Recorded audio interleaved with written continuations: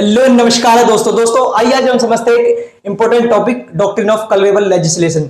Important topic है, paper में आपसे पूछा भी जा सकता है। दोस्तों सबसे पहले हमें क्या समझना है कि हमारे 7th शेड्यूल में क्या है, 3 लिस्ट दे रखी हैं, यूनियन लिस्ट, स्टेट लिस्ट और concurrent list. List 1, list 2, list 3।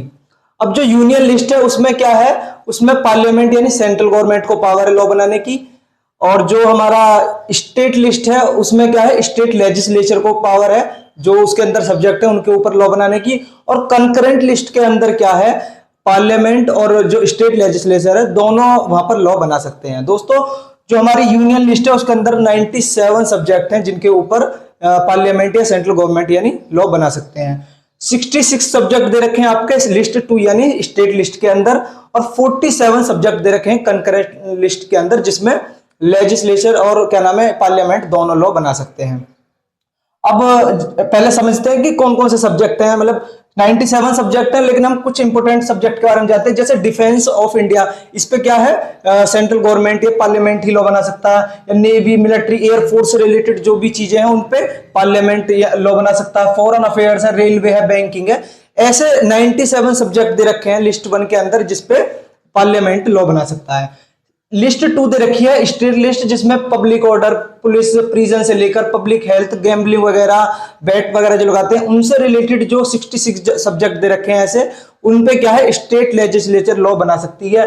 और कंकरेंट लिस्ट के अंदर जैसे क्रिमिनल लॉज है जो हमारे अभी चेंज हुए हैं, जो BNS 2023 है, भारतीय न्याय संहिता, भारतीय नागरिक सुरक्षा संहिता या फिर भारतीय साक्ष्य अधिनियम, जो हमारे तीनों नए क्रिमिनल लॉ चेंज हुए हैं, उन पर क्या है, उन पर दोनों सेंट्रल गवर्नमेंट और क्या नाम है आपका स्टेट लेजिस्लेचर दोनों लॉ बना सकते हैं। या मैरिज से रिलेटेड जो भी है, या फिर फॉरेस्ट है, इलेक्ट्रिसिटी है, ऐसे सब्जेक्ट पे दोनों लॉ बना सकते हैं। अब हमारा क्या है, आर्टिकल है 246, जिसमें दे रखा है कि जो लिस्ट 1 के अंदर, जो 7th शेड्यूल की लिस्ट 1 के अंदर पार्लियामेंट को पावर है लॉ बनाने की। लिस्ट 7th शेड्यूल की लिस्ट 2 के अंदर स्टेट लेजिस्लेचर को पावर है लॉ बनाने की। और लिस्ट 3 के अंदर यानी 7th शेड्यूल की लिस्ट 3 के अंदर जो कंकरेंट लिस्ट है उसके अंदर बोथ पार्लियामेंट और लेजिस्लेशन को दोनों को पावर है लॉ बनाने की। अब कलरेबल लेजिस्लेशन का क्या मतलब है दोस्तों, मान लो जो पावर, मान लो लिस्ट 1 में यूनियन लिस्ट में दे रखी है डिफेंस वगैरह, या फिर लिस्ट 2 में पुलिस वगैरह से रिलेटेड।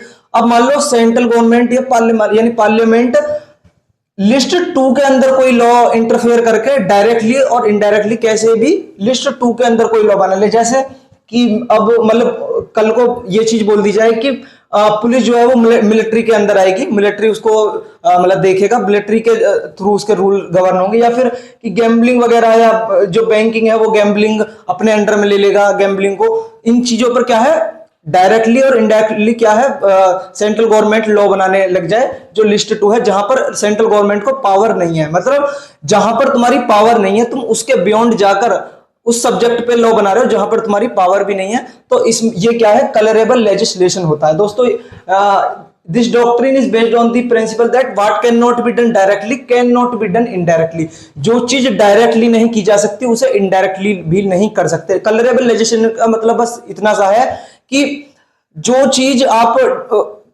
मतलब आपको पावर नहीं है, मतलब पार्लियामेंट को स्टेट लिस्ट के अंदर लॉ बनाने की या सेंट्रल गवर्नमेंट को स्टेट लिस्ट के अंदर लॉ बनाने की, तो वो ना तो डायरेक्टली लॉ बना सकते हैं ना इनडायरेक्टली। अगर ऐसा कुछ होता है तो वो लॉ वॉइड हो जाएगा, क्योंकि ये दूसरे के फील्ड में इंटरफेयर करना होता है। तो कलरेबल लेजिस्लेशन का बस इतना सा मतलब है कि जो चीज आप डायरेक्टली नहीं कर सकते वो चीज आप इनडायरेक्टली भी नहीं कर सकते।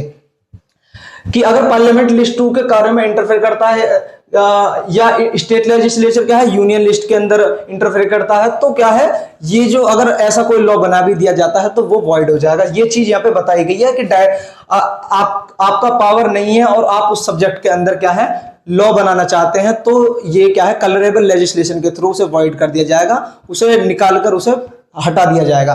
तो हमें सीधी सीधी ये समझ रही है कि जो लिस्ट 1, लिस्ट 2 और लिस्ट 3 के अंदर जो भी पावर दे रखी है, जैसे लिस्ट 1 के अंदर पार्लियामेंट लॉ बनाएगी, लिस्ट 2 के अंदर स्टेट लेजिस्लेचर और कंकरेंट लिस्ट के अंदर दोनों लॉ बना सकते हैं। तो दोस्तों इतना सा मतलब है कि आप दूसरे के फील्ड में जाके इंटरफेयर नहीं कर सकते।